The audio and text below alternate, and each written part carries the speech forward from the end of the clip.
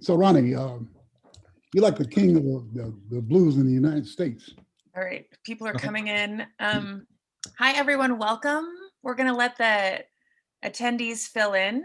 Takes a minute or two to let the crowd in from our Zoom waiting room. So here they come. Hi, welcome. Come on in and welcome. Hopefully many of you are here for this article. Oh, here you come. Okay, so we're gonna give it about 30 seconds while the Zoom room fills up. I think throughout the past 10 months, we've all gotten used to Zoom. We started this, yeah, right? We started this Alta Live series. We thought it would be 2 or 3 weeks while we were sheltering in place. And here we are 10 months later.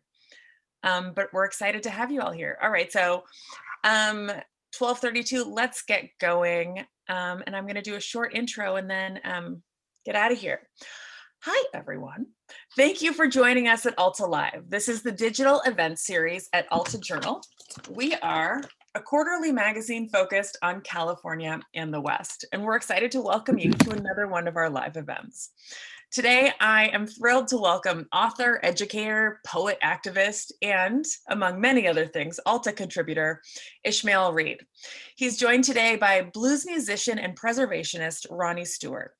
Ishmael's latest feature for Alta, we've been lucky to have Ishmael a number of times in our magazine, but his most recent work is The Thrill Is Gone, and it's a look at, it dives into the city of Oakland's historic blues scenes and the local musicians who have helped define the genre, among them, Ronnie. And so the topic of our talk today is Oakland's under-celebrated contributions to the blues and what the city's blues present and future might look like. Ishmael will interview Ronnie for about 25 minutes, and then I will pop back in with your questions. Because we have a pretty large crowd today, we're gonna have you use the question button or the chat. I can go through each as our conversation goes on, and I will grab the questions and come back in about 25 minutes, and we'll get through as many of them as you can. So please, any questions you have for Ronnie or Ishmael about Oakland and the blues and anything else they wanna talk about, it's great. If you've registered today, I've got your email and I will send you a link to this interview. It's being recorded, as well as the Ishmael's article about the blues, anything else that Ishmael and Ronnie discussed today. I'm gonna send you an invite to tomorrow night's California Book Club discussion with the sellout author Paul Beatty. Anything else you wanna know about, you'll get that this afternoon. So please don't worry if you need to miss any part of this interview. I'm recording it all and we'll get it to you. I know Ishmael and Ronnie have a lot of ground to cover, so I am going to get lost and let them take it away. Thanks, guys. Well, I interviewed Ronnie for a published book entitled Blues City, A Walk Through Oakland. And he was telling me about the conditions in the blues then. I met him before, I think in the 90s. When they were renovating old Oakland. And I think Ronnie got an office there for his organization. Who's your teacher? I think that's a fascinating story. The teacher who taught you the blues. Well, you know, blues is life. So life is my teacher. Incidents from a kid I'm 71 years old now. In 1957, 58, I used to go to the store for my mother, and I was 1 block from 7th Street, 916 Adeline Street. And my first truly introduction to like blues names was, I would go and buy a pack of cigarettes. I get a guy to note. In them days, you could run to the store, it does dark, nobody would bother you. We'd go, and I'd give him a note. So this guy would come in, and he'd say, hey, Lowell, how you doing? And then, you know, so many times I'd go there and this guy say, hey, T-Bone, where you at? He said, you know, I'm at Slim Jenkins tonight, like that. So I ran home and tell him about Slim Jenkins. Yeah, Slim Jenkins was the centerpiece of 7th Street. It was the club with the red tablecloths and the red candle holders, and all the waitresses was wearing red and black. It opened up the day Prohibition ended. And I think it was 1935. it was September. Anyway, Slim Jenkins opened up the day Prohibition ends, and it was the spot on 7th Street. 7th Street was lined with different clubs, all levels, all the way down to jukeboxes. But you had some clubs that when the workers from the maritime industry, they'd get off work and they could go there and they work clothes, but you couldn't do that at Slim Jenkins. Slim Jenkins was like some of the famous clubs in Harlem. Matter of fact, 7th Street is referred to as the Harlem of the West Coast because, you know, they had banks, they had pawn shops, they had record stores, they had bowling alley, boxing gym, mind you, Muhammad Ali and George Foreman, the train there. But anyway, Jack Johnson. Yeah, Jack Johnson. That's knocked out by a Jewish heavyweight from San Francisco. But listen, Ronnie. So that's how I got the blues. I was later taught the history and the origins of the blues. That's why I started with Cool Pop Salad, the Bay Area Blues Society. Then because of our regional productions, our regional presentation, we end up being West Coast Blues Society. But how I got really into the blues is because the need of someone to perpetuate this art form. You know, the slaves sang Old English hymns, which turned into Negro spirituals. Negro spirituals turned into the blues, country blues, then country blues, and turned into the gospel, and that's the evolution. Then came jazz in the 1900s. So your first teacher, what did he think of your first, steps in playing the blues? Okay, the first time I actually played in a club was the Cowbell on then Grove Street, which is now called Eli's Mile High. But the Cowbell was actually a dairy. If you go in there, the floor angles because they had to spray it and clean it. So if you really look at the floor in Eli's Mile High, you see that it was a dairy because the slope. But anyway, the first person I ever sit in with was L.C. Goodrock Robinson. Okay. And he was the one who used to take everybody out to Russell City and play. They call him the king of Russell City. And LC, I sit in, I knew 2 chords and I was messing up, I know it. And he said, no, son, he said, who you like? Well, at the time, it was like 69, 70. I was just getting out of high school. I said, well, I love Jimi Hendrix. I love Wes Montgomery. I love James Brown. He said, you know what? I know Jimi Hendrix and I know Jimmy Nolan. That's the first time I know who Jimmy Nolan was. All I knew was James Brown guitar player. He said, I know the little boy, Jimmy Nolan. And he said, if you want to, he said, I ain't gonna tell you, you messed up. You didn't mess up. Everybody that you just named, I know they were just like you. And that's the best lesson I ever got. He said, I'm not gonna discourage you, son. He said, but when you come in here again, I want you to be a little bit more tighter. And when I came in there the next time, I was ready. But you raise a very interesting point. What happened to mentorship? Like the blue, like an art form being passed down through the generations. When you were coming up, there were mentors. Is that correct? Right. What's happening now?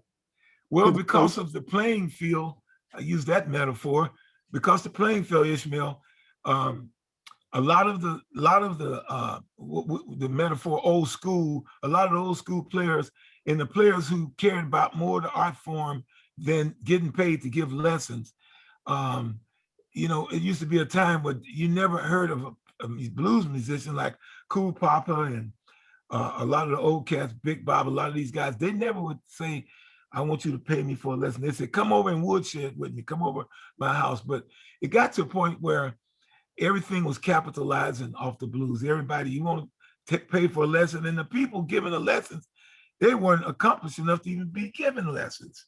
Mm-hmm. But it was so much capitalism surrounded around the whole notion of teaching the blues.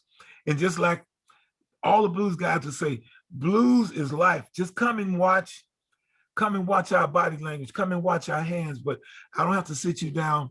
I'm gonna tell you what chord to learn. But he said, remember, blues is a story. It's always a story. He said, so just study, do your homework. And that's how most of us from my era, the baby boom era, born in 49 and up, learned the blues. We learned watching, we learned after they get through playing, and you sit around, they give you a couple of lessons. And then when they see you again, that's what they taught you. You better have it down. Well, you hurt my feelings last night. I played my blues, which is very sophisticated has some complex harmonics, and you said so, had to go back to the woodshed. Now, Well, I just played along with you. The first note, it was in the key of G major 7 or G7 dominant. Right. And I just played along with you. It's simple. Tell me about 7th Street. 7th Street, as I said earlier, 7th Street was the center of the Black community. 7th Street had everything from a meat market to a soul food restaurant to a Bank of America, and so 7th Street was the biggest entertainment district on the West Coast for African Americans, outstriding Los Angeles with the 5-4 ballroom in the Los Angeles Blues district. 7th Street had roughly 30 clubs in a 10 or 12 block radius. And again, you had your high profile Slim Jenkins all the way down to another thing, another lost art I want to give to the audience is the jukebox.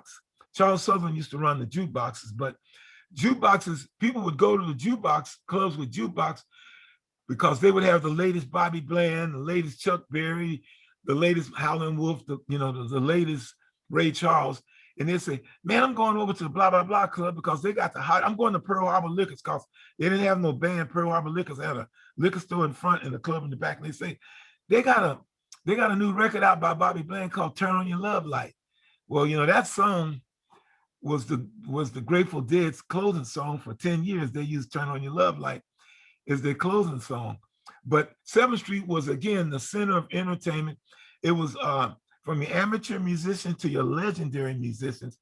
It was a girl, B.B. King used to go to Slim's and play when he was at the Oakland Auditorium on a showcase. He would go there and play. And every time this girl's father would be doing a revival at the Oakland Auditorium, she'd come down there and sing. So one day she was running late because they had got in town late. And B.B. King and his brother Billy was walking in. And she ran and stepped on Billy's shoe. And she said, oh, sir, I'm so sorry. And she's going to bend down to wipe his shoe off. So he said, no, Aretha, you better not do that. You're in California. That was Aretha Franklin, little 17-year-old Aretha Franklin, opening up for BB. And she would hang out with Johnny Harsh and them, and they'd drink that white port lemon juice. And then after she finished, she'd run back down to the Oakland Auditorium where her father, Reverend C.L. Franklin, would be giving revivals. But Aretha had said, I guess we have to find the story. She learned her skills of entertaining people, not in Memphis. After they left Detroit, they moved to Memphis. She learned a lot on 7th Street. What about some of the other famous people on 7th Street? Ike and Tina Turner, they made their first appearance on 7th Street. Sammy Davis Jr. and the Nicholas Brothers, first appearance on, and they were regulars. T-Bone Walker, he was a house band on 7th Street. I mean, you had Mary Wells on 7th Street, Motown's first gold record female, Mary Wells. Lee Ashford brought her there. He's in this article. Lee Ashford brought her there. Any name you could name, Earl Father Hines was a regular on 7th Street. Charles Brown. Oh yeah, Charles Brown. Charles Brown. Yes. Merry Christmas, baby. Yeah, and ironically, Johnny Morris and the Three Blazers, who played on Martin Records when that was originally recorded, but this is another a bit of history people don't know. A lot of them songs that they done with Oakland bands. Then they went to LA like Charles Brown did for Martin Records, and he done Merry Christmas Baby with Johnny Morris and the Three Blazers. But he first sung it on 7th Street. So it's a lot of history there. I got to mention this. This is probably the most, and I know time getting shot. When you mentioned Alan Jackson, who made a diamond with that's 3 platinums, Alan Jackson, country artist, Steve Miller, rock artist, the Beatles, the Stones, they all performed songs that was recorded by Bob Gettings on 7th Street. I just talked to Bob Jeffries yesterday. He made 90 years old yesterday. He was there when Roy Hawkins wrote The Thrill Is Gone.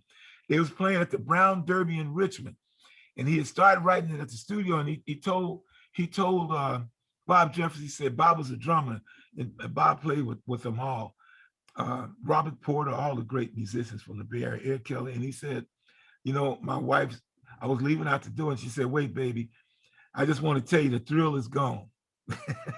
And they call him Milky's most young white people don't know what a Milky is, but a Milky was a half pint of liquor. And they had these special bags that was the size that fit the Milky. So Bob Jeffrey said he had this little Milky bottle. And he said, I wrote the title at the studio and I had to come to the gig here. And he said, what's the matter? He said, well, my wife just told me that the thrill is gone, but I'm going to love you just the same. And and them words are still in the song. You know, the blues lyrics seem to be more original, like country western. They seem to be more democratic, more about everyday life, the lyrics. Yeah. Well, country borrowed its style and its music content from blues. You know, my country, my dog, my wife left me and took the dog, and blah blah blah, or my dog was more friendly with her boyfriend than me. He would growl at me. So it's the difference. See, country used to be country and western. They had a country chart and a western chart, but they combined country and western because Bob Wells and the Texas Playboys, they were white people playing blues. They were just a blues band. But western was like, oh my darling, Clementine, she's lost and gone forever. Dreadful sorrow, Clementine. That was western. But a white Texas country artist, country is just blues.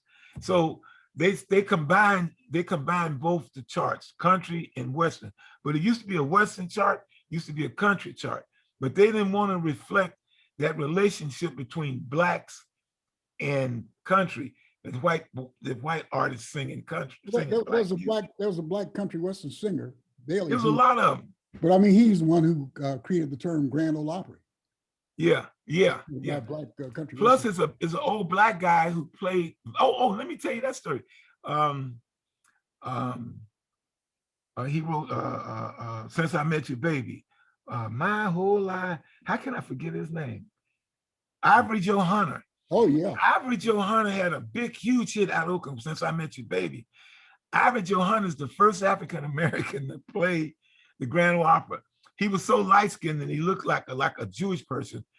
He moved to Nashville. He told him his name was Ivory Joe White, and he played the Grand Ole Opry. And most people don't know this.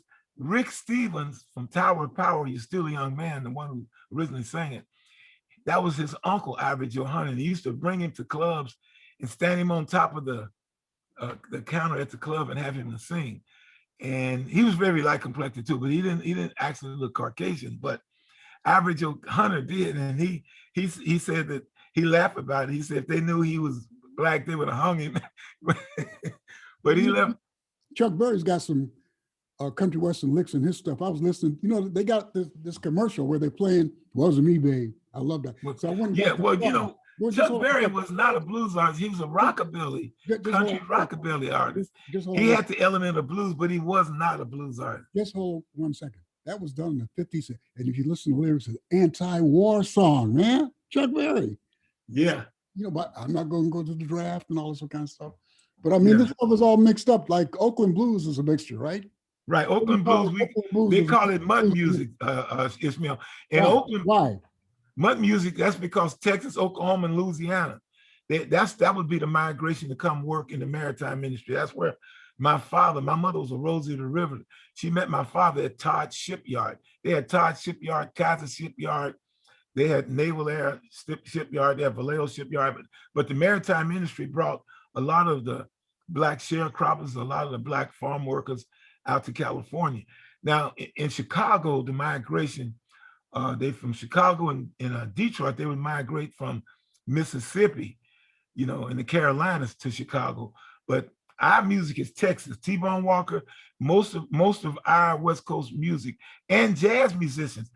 As the war started ending and a lot of the venues was closing up, jazz musicians was losing their jobs. So on Sundays, they'd come and jam with Lowell.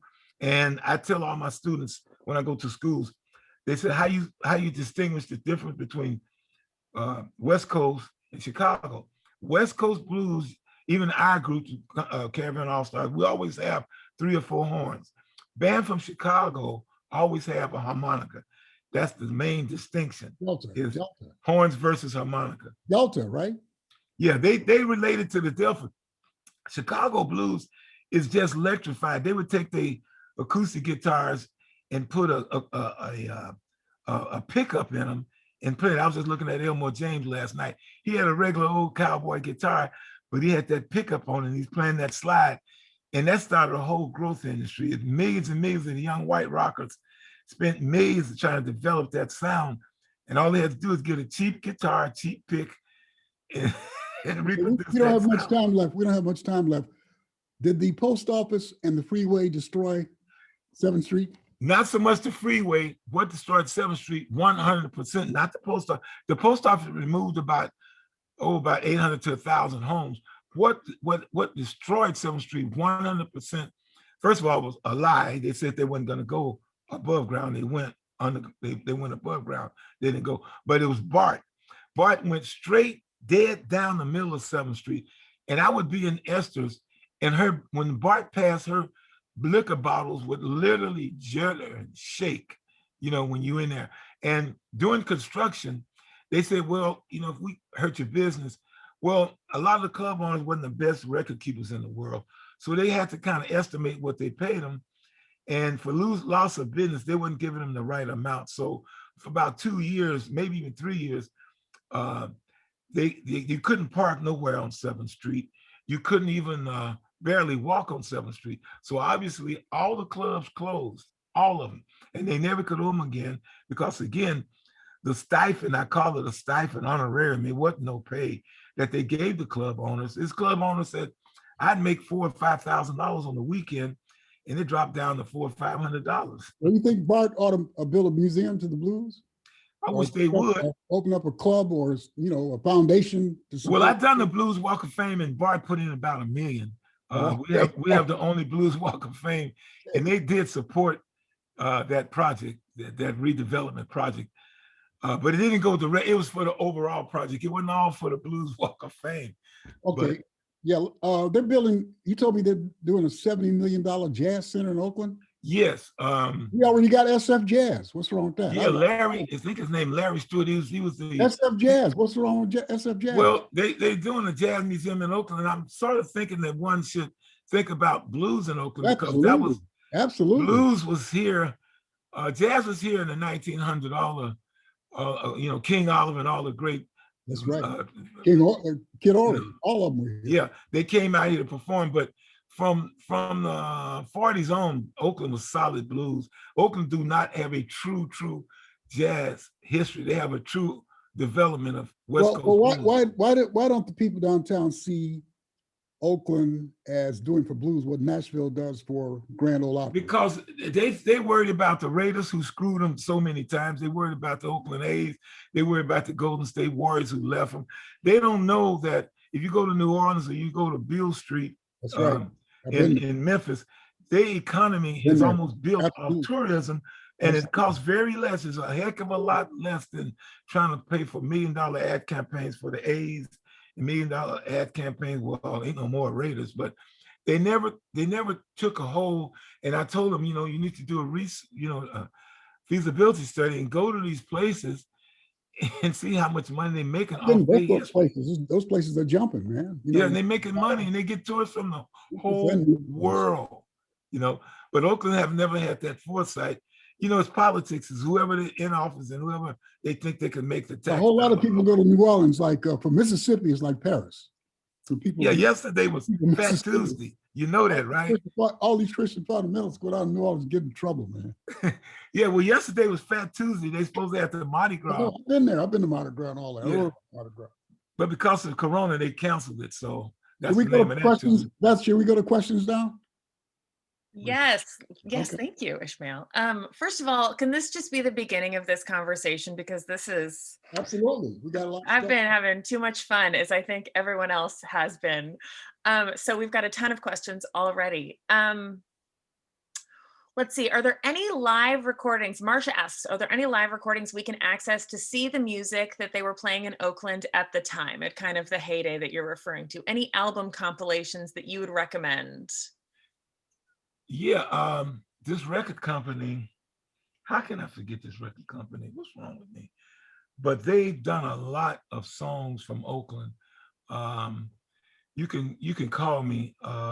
They even done Wiley Trask. They done obscure, quote unquote, obscure blues artists. God, what's the name of that? Anyway, my mind escapes me. I'm getting old. There's too many things happening If right you here. think of it, text me and I'll include it in the email after Oh this. yes, please. It's lots of records. I got a record song. I done a matrix of all the popular songs on 7th Street. It's called The Music They Played on 7th Street. And I got Wiley Trask, Teddy Blues, Master Watson, Terrible Tom. They all on this CD. And again, it's a fundraising CD.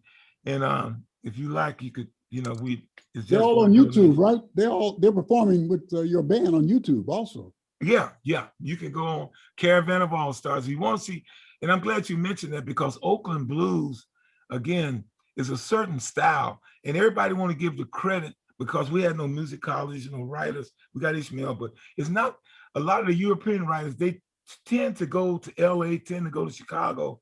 And we've sort of been left out of the historical map. But the West Coast blues was started in Oakland, not LA. LA was a recipient of it because LA had all the record companies.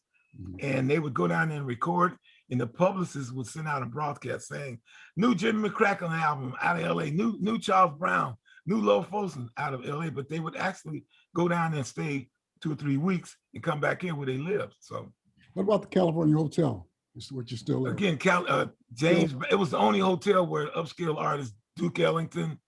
It's on San Pablo, still Yeah, there, San Pablo. Yeah, the Esconvidos, Pete Esconvido, all the Esconvido family, Coke Esconvido, they all played there. It was Latin, and it was blues, it was jazz. But at the end, again, it turned into a full blues venue, and all the Oakland greats performed there. If we wanted to hear modern, this question comes to us from Will Hurst, our Alta's publisher and a long friend of Ishmael's. If we wanted to hear modern Oakland blues in a club setting, where should we go? Well, he probably can answer that right now. Nowhere. Not currently. When we opened back up, we had our group, the West Coast Blues Society Caravan All Stars. We was at Everett and Jones for 6 years straight. And of course, the epidemic. So when we go back, we're there every Saturday. Just note that. And Where we is have it?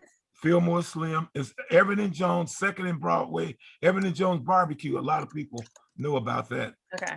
On Monday night, they have a jam at Eli's. Wasn't there an idea about doing the that annual Blues Hall of Fame on virtually? Were we talking about that? Yeah, as part of our goals and objectives, we created the West Coast Blues Hall of Fame and Award Show because here again, the capitalistic view of you got to be in sold a million records and 10 gold records. What we done, we said West Coast Blues Hall of Fame show. Didn't matter if you've been on the road and around the world in 80 days and all of that. All we worried about is you performed in Oakland, you hone your skills in Oakland, and that's all it requires. So every year we'd have all the categories, blues, guitars. We would have blues record company, on and on and on. That's the only event of the year I wore a suit, and I'd always be outclassed. I could not compete with the finery. Hey man, that's them OGs from the 40s and 50s, man. They didn't play Ishmael. They be having this stuff made. Could you be referring earlier to Wolf Records? Is that sounding? Yeah, I know Wolf Records and Reed's Records. See, that's another thing. The ticket agencies like Brown Paper and all the record companies and record shops, they would sell the James Brown tickets, the gospel tickets. That would be the record shop was the center of the world for entertainment. Where you want to find out who's playing at the different clubs, you pick up a flyer, you go to Wolf Records or Reed's Records and buy your tickets to the Oakland Auditorium. It's the Kaiser Center now. It ain't nothing now, but all your entertainment needs was right there at Wolf Records or Reed's Records. You've talked a lot about Delta blues, Texas blues, and so forth. This comes to us from Jeff. Is there any particular sound which would identify the blues as Bay Area blues? Yes, as I said earlier, Bay Area blues have now this is where I'm so glad you asked that, because the white writers would say Oakland blues is defined by Bob Geddings, slow, mournful. That was just one of Bob Geddings. I've had music writers, I've had music teachers, music scholars, music historians, but I lived it, and all my other blues artist friends, and they would always say, that's a bunch of bull. Don't be saying that our music, that Oakland music is all about getting slow and mournful and heavy gospel. No, that's not true. Oakland blues is a shuffle with lots of horns. When you hear West Coast Oakland blues, if you don't hear the horns, you ain't really hitting it. So to define the sound, a fast shuffle with a frisky guitar solo or keyboard solo and a real heavy horn line. And then you could do this by listening, just plain listening to Chicago music, and then listen to West Coast artists like Louis Jordan, Big Joe Turner, Big Mama Thornton. Listen to all of them, and you could get that sound. You'll know more about the sound. Is there a reason that some cities are specifically blues cities? Is there some kind of component of a city that makes it Yes. home to the blues? Well, first of all, it's simple. Most African Americans came to the inner city from the migration, the biggest migration of African Americans, and that's documented, is during the maritime industry, during the war years. So they bring their instruments with them. So LA, they work at the air industry down at Boeing and stuff like that, and some few shipyards. But the Bay Area, the Black population in quote unquote ghetto areas, they would have the musicians come there. And again, all the musicians, like the legendary Jimmy Witherspoon, I played with him, and he told me, he said, yeah, Ronnie, I came to California, went to Chicago to work, in the war industry. And he said, it was 3 shifts going, and I could go and work. And when I get a job for about 2 weeks, I quit and go work at Slim Jenkins for 2 weeks. And then I'd go to another shipyard and get another job. That's how easy jobs was. So to answer his question, because they're Richmond, Oakland, Russell City, they're all Black populated African Americans from the South or the Midwest, i.e. Oklahoma, Kansas. So that's why, because of the war industry. Are there any up and coming Oakland or East Bay blues musicians that we haven't heard of that we should check out? The next generation of... I truly hate to say this. Yeah, not here in the Bay Area, but Kingfish and Marcus Cartwright and a lot of other greats. Kingfish is from Memphis, but he's a young kid. He's about, I think he just made 20, but he's the hottest thing in blues now. He just signed with Alligator Records, which mistake, but anyway. Alligator Records basically a plantation, but I won't go there. You went there already. So anyway, you might have to. Anyway, because record companies are dead, people don't sign with record companies. What about the impact of hip hop? You should talk about. Can you talk about the role that older blues musicians had in giving hip hop stars their start? Yeah, lyric content. Some of the Rated X. I'm talking about some of the festivals here in Oakland. Okay, well, Lee Ashford is probably the father of Bay Area hip hop with Mac Dre and E40 and Sugar T and Too Short. The Click and Too Short. Lee has a hip hop on the green, and he brought all the artists and the all police, artists out. The police and everybody downtown try to shut it down. Yeah, of course. Well, anything successful in Oakland is Black is going to get shut down. We're getting a whole lot of editorials here, I'll tell you that. I thought we were going to talk about the blues, man. Well, I mean, we're getting the op-eds every 2 months. I'm not going to lie. I mean, I'll say this on Channel 7. I'll say this. I have a TV show on Channel 27, and I say this, but I ain't no hater or nothing. I'm not prejudiced, but our thing is that it's so bad, Beth. Nowadays, if you say, Mexican music is mariachi, banda, ranchero, cumbia, them 4 or 5 forms of Mexican music. But when you say blues, you can't say blues is indigenous to Blacks. You prejudiced. If you say it's Chinese, the Japanese taco drumming and polka or any other kind of music, Portuguese music, you can say that, but you can't hold the title to saying blues. What they say now, blues is everybody, blues Americana.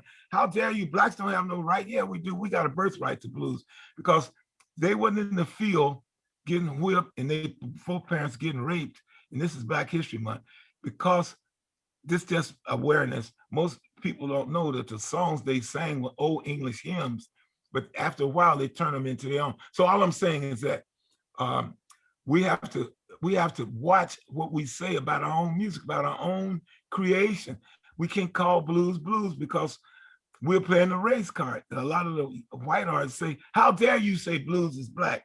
Well, last I look, I haven't seen any white people in the field doing slavery, not one picture. They brought the scale over here. It's called a slave scale, the pentatonic model. Right, the pentatonic, which is still used. Slave ships. Which is still used in blues and gospel today. And gospel and spirituals. Yep. Deep River, all that. Yeah. Ronnie and Ishmael, people are asking if you're, they're loving this conversation. Are you going to teach a class together? Can you arrange for a class at Lady College where you can discuss? Yeah, we'd love to do that. Ishmael, you know, me and Ishmael found a venue, and after this epidemic is over, I'd be more than happy. What about you, Ish? Well, we can come back to Alta. Always. That's what I like. See, Ishmael, that's why you're my guy. University right here. Can you remind us of the name, the young blues performer that you had mentioned, the one who signed with Alligator Records? What was his name? Kingfish Ingram. Kingfish Ingram? Mm-hmm. All you got to do, he's very, very present on the internet. Just Google Kingfish, Google Marcus Cartwright, and it's a bunch of young blues guys. There's also Alvin Youngblood Hart, who does one of my blues songs. Yeah, he's a Delta. He's Delta. Conjure. Yeah, he does on Conjure 3, album called Conjure 3, Bad Mouth. It's on CD. Last question for you, Ronnie. What's your instrument? what's your guitar of choice? Is it right there? Can you show us? Well, no, I got a piece of crap here. This is my practice guitar. I play with a Strat, but play something. What do you want? Yeah, okay. Now this is Oakland blues.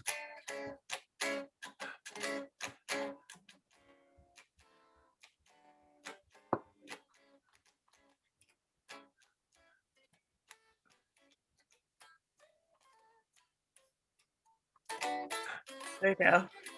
And then, now this is Chicago.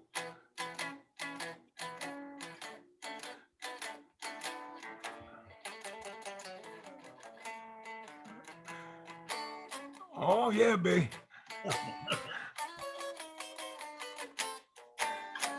Yeah, I'm a little out of tune, but y'all. Now you see the difference. We use big chords. That's come from jazz musicians sitting in. But Chicago, it's a little thing Johnny Hartman used to say, oh, you know, Johnny Hooker doing that. He said, that's cowboy. When you play at the top of the guitar, they call it cowboy. But Delta Blues is playing up there.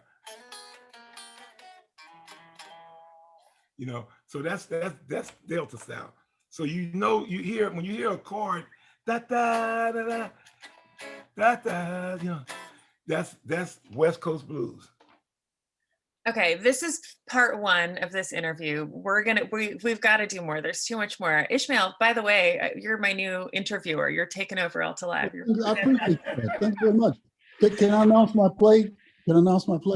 Yes, please announce your play. Okay. My new play, The Slave Who Loved Caviar, will be streaming on March 20th and March 21st at the New York Poets Cafe. And for more information, go to NuYorican, NuYorican.com. I will include that in the email to everyone. Thank you. Anything you want to add? I know West Coast Blues Society for you, Ronnie. Anything else you want to plug while you can? No more than that. Go visit the Walk of Fame. It's a little dirty, but we finished both. It's only one of its kind in the United States. Only one. And I'm going to end with this. We're the only African-American blues society in the whole United States. and it's about 200 blues societies. It's about 12 blues societies here in California: Siskiyou, Redwood City, Golden Gate, Bakersfield, Los Angeles, Topeka Canyon, all them rich people, Blues Society. And we're the only African American. And I'm the only multi-million-dollar project ever been done on blues in California, the Blues Walk of Fame. Like I say, go down, it's in the front of Bart on 7th Street, and it's also in front of Esther's. But it's pretty dirty, but you can still see the plaques. And I'd love for you to go visit and go to GoFundMe. We need money to clean these plaques. GoFundMe, West Coast, Oakland Blues Walk of Fame. GoFundMe, right, Beth? I'm getting it down. Okay. So with that, we've gone a little bit over today, but it was, I think we will all agree, incredibly worth it. That was really exciting.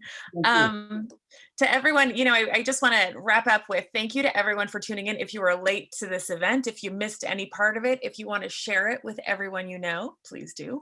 I will have it up on altaonline.com later today. If you're looking for more stuff to do, tune in tomorrow evening at 5 p.m. when Alta's California Book Club welcomes the sellout author, Paul Beatty.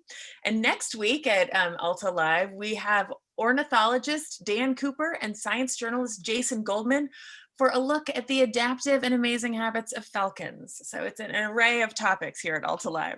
That'll be Wednesday, February 24th at 12:30. And again, I'll send you details to all of this. I've been taking copious notes. So I'm going to send you all an email and make sure that I get you as much of the information we talked about today as I can. I want to give a very huge and sincere and warm thank you to Ronnie and Ishmael. It was a treat to work with you and get to rehearse with you both and get to know you through this. Thank you both. A lot of gratitude, and especially to everyone who came today and joined us, that took time out of your day for this. Hello to all my people who tuned in. Thank you for taking time with us and joining us today. We're very, very grateful. So thank you, and stay safe, everyone, and we'll see you next time.